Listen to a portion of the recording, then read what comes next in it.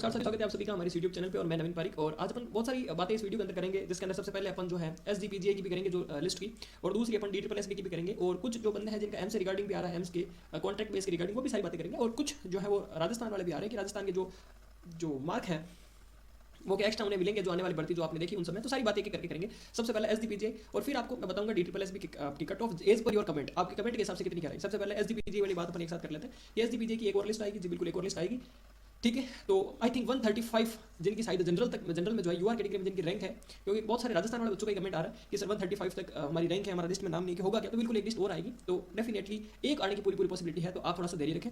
दूसरा DSSB आपके comments अभी लास्ट में शो कर दूंगा। एम्स की सर जो कॉन्ट्रैक्ट बेस पे वैकेंसी ऐसा कुछ नहीं है, एम्स को जो आउटसोर्सिंग के ऊपर स्टाफ की कमी है। बहुत सारी बार ऐसा देखा गया है कि एम्स दिल्ली को जब स्टाफ की कमी हुई है, उन्होंने कॉन्ट्रैक्ट के ऊपर एज पर ESIC ने भी लिया है, तो कॉन्ट्रैक्ट के ऊपर कभी वो ESIC के स्टाफ को कहीं भेजते हैं, कभी वो खुद बाहर से कॉन्ट्रैक्ट पर कहीं पे दूसरी जगह कैजुअलिटी होती है वहाँ पे लगाते हैं। तो ऐसा जो भी एक सर्कुलर आ रहा है सारे ग्रुप के अंदर, तो उससे अपन ऐसा नहीं मान सकते कि एम्स इस बार नॉट से टेट नहीं कराएगा और कॉन्ट्रैक्ट पर लेगा, ऐसा कुछ भी अभी तक नहीं है, ठीक है।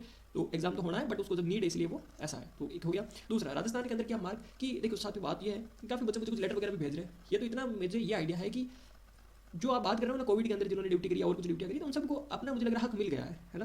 तो जहाँ तक मुझे लगता है कि इस बार जो ये एग्जाम होगा वो रिटर्न एग्जाम है, और अभी तक ऐसा कुछ आया नहीं है कि भाई इनको इतने बोनस मार्क दिए जाएंगे, अभी तक ऐसा कुछ है नहीं। आप चिंता मत करो, पढ़ेगा आप, है ना। ऐसे बिना फालतू की टेंशन लेके बैठे हो यार। रियलिटी यह है कि जो राजस्थान के अंदर सब्जेक्ट आने वाला वो भी आपने अभी तक पढ़े नहीं है, तो उन चीज़ों को छोड़ो। दूसरी, RML वाले बच्चे काफ़ी पूछ रहे, कल भी कमेंट कर रहे थे RML का क्या थी। RML का मैं भी बता रहा हूँ आपको, जो है मार्च के अंदर एग्जाम होगा, फरवरी लास्ट और मार्च फर्स्ट वीक मान के चलिए, तब एग्जाम हो जाएगा। कुछ बच्चों का आज ये है कि MP वाली वैकेंसी, उसका भी मैं चर्चा कर लेता हूँ। मध्य प्रदेश के अंदर जो है ये वैकेंसी, क्या वो ओनली गर्ल्स के लिए है, बॉयज उसमें नहीं है। तो आपको जैसे पता है कि मैंने सुबह अपने जो टेलीग्राम ग्रुप के अंदर भी उसका जो डाल दिया है कि कब से फॉर्म भरना स्टार्ट है।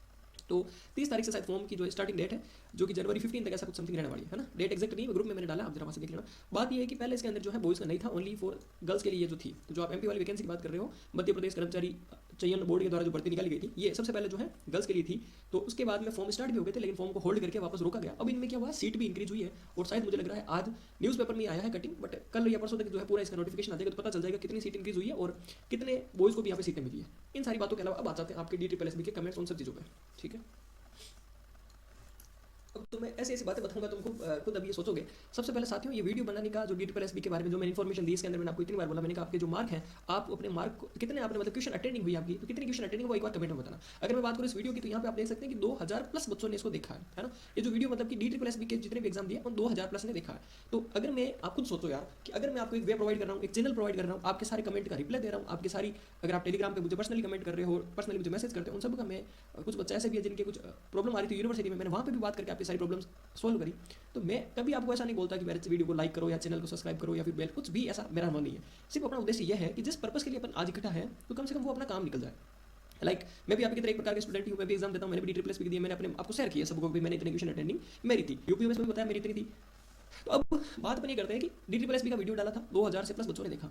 अब आप बिलीव करोगे, उसके अंदर जो अपने मार्क बताने वाले बच्चे हैं 60 तो वो है, कुछ एक्स्ट्रा कमेंट भी है।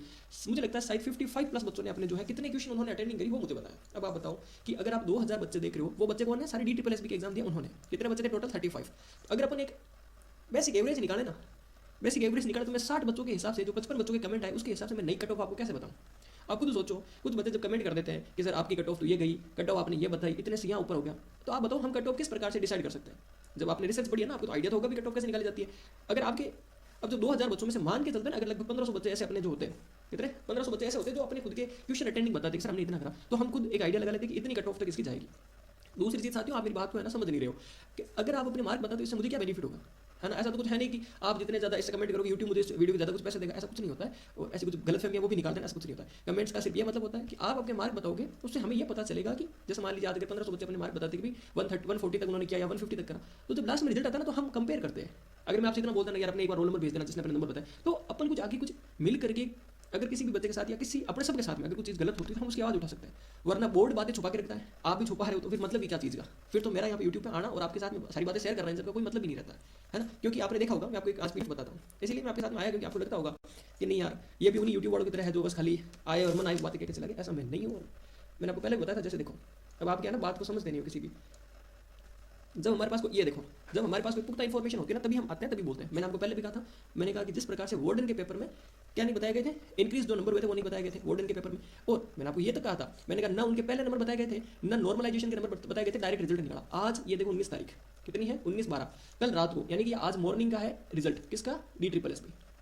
तुम्हें घर पे बैठ के कमेंट करना ये बहुत अच्छा लगता है, बहुत अच्छे से आता है आपको, है ना, कि कोई व्यक्ति कब थोड़ी सी गलती करे मैं उसको बताऊं। तो DSSS का ये रिजल्ट है, और किसका है, ऑपरेशन थिएटर का, यानी OT का रिजल्ट आया था, डायरेक्ट OT का रिजल्ट आया है।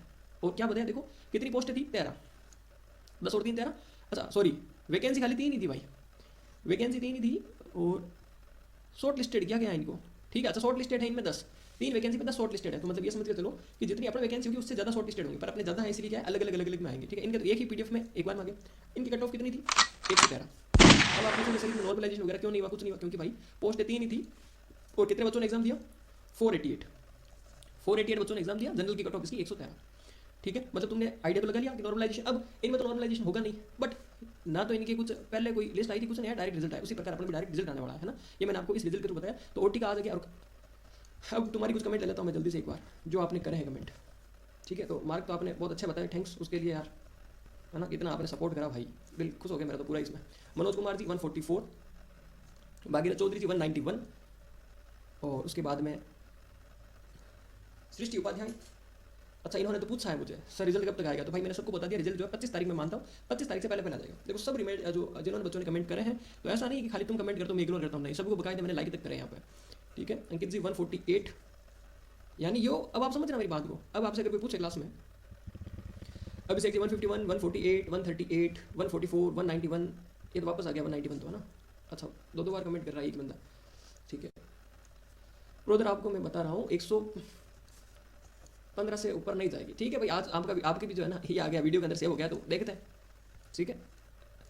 उसके बाद में रिजल्ट कब तक आ सकता है बता दिया मैंने आपको, 164, उसके बाद 135, 161, RML Lucknow nursing officer vacancy की डेट, हाँ डेट बता रहा हूँ ना, फरवरी और मार्च के अंदर, है ना। 135, ये मईपाल जी को तो मैंने खुद ने पर्सनली बता ही दिया था, यहाँ पे कमेंट भी करके देखो, मैंने 2 रिप्लाई के साथ बताया था, मैंने कहा आप जो है आपका तो मैंने रिप्लाई दे दिया था। 151, 151, 174, 8 ट्यूशन, 165, 140, 179, 141, 147, 191, 144, 133, सर रिजल्ट कब तक बता दिया अपना, 129। अब ये इतने से कमेंट्स थे, ठीक है। अब इनके हिसाब से मैं क्या एनालिसिस कर रहा हूँ आप समझ रहा कि 2000 बच्चे वीडियो को देखते हैं, और उनमें से रिजल्ट के जो जिन्होंने अपने स्कोर बताए वो है लगभग 40 समथिंग। अब 40 बच्चे वो टॉप कैटेगरी के मैं मानता हूँ, जो अपने नंबर बताता मतलब उनके ज़्यादा अटेंडिंग तभी बता रहा है। इनके हाईएस्ट 1-2 बंदा है जिनके 190 मतलब एवरेज है 150 अटेंडिंग इनकी, तो जिन्होंने नहीं बताया उनकी मैं कितनी मानूँ, 110 110 135 तक ही हो गया आप भी, तो बस ये आपकी अटेंडिंग है। तो इसके हिसाब से तो हम कुछ कट ऑफ डिसाइड कर पाएंगे।